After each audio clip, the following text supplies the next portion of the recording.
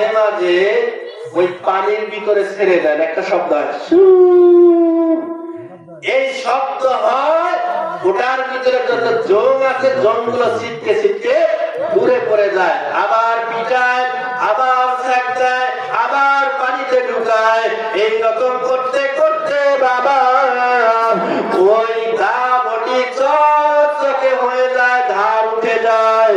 এই যে বান্দা তখন বারবার বারবার জিকিরের দরব দেয়, আল্লাহ আল্লাহ, এই ড্রপ দিতে থাকে, প্রতিটা ড্রপের বিনিময়ে প্রতিটা জিকিরের ধাক্কা বান্দার কলবে লাগে, যার কারণে বান্দার কলবের ময়লা পরিষ্কার হতে থাকে।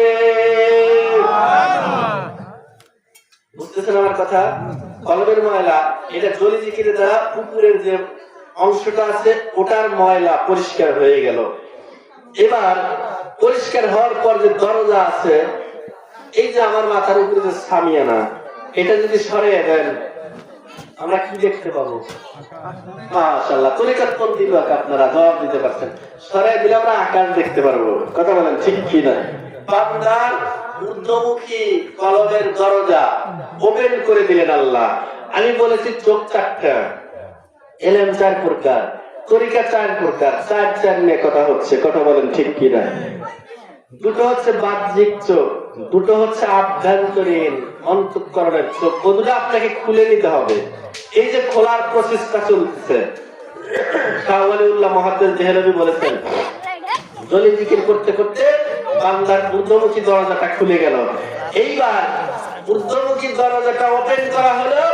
আল্লাহ পাক রব্বুল আলামিন বলেন, বান্দারে বান্দারে, তোর কলবটা পরিষ্কার করার পরে আমি আল্লাহ আমার নূর তোর কলবের ভিতরে সেট করে দে, আর আমার ওই নূরের ভিতর দিয়ে আমার ওই বান্দারা বান্দারা আমি আল্লাহর কুদরতি ক্ষমতায় এই দুনিয়ার জমিনে বসে থেকে থেকে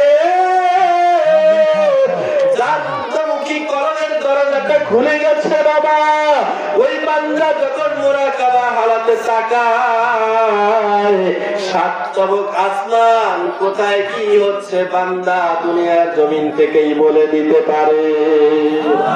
জোরে বলা যাবে না সুবহানাল্লাহ? এবার আল্লাহর বান্দা পীরের হুকুমে জোরে জিকির তো করলেন, জোরে জোরে জিকির। এবার পীর হুকুম দিয়েছে খফি জিকির, মানে আস্তে আস্তে মনে মনে জিকির। দরুদ শরীফ আল্লাহুম্মা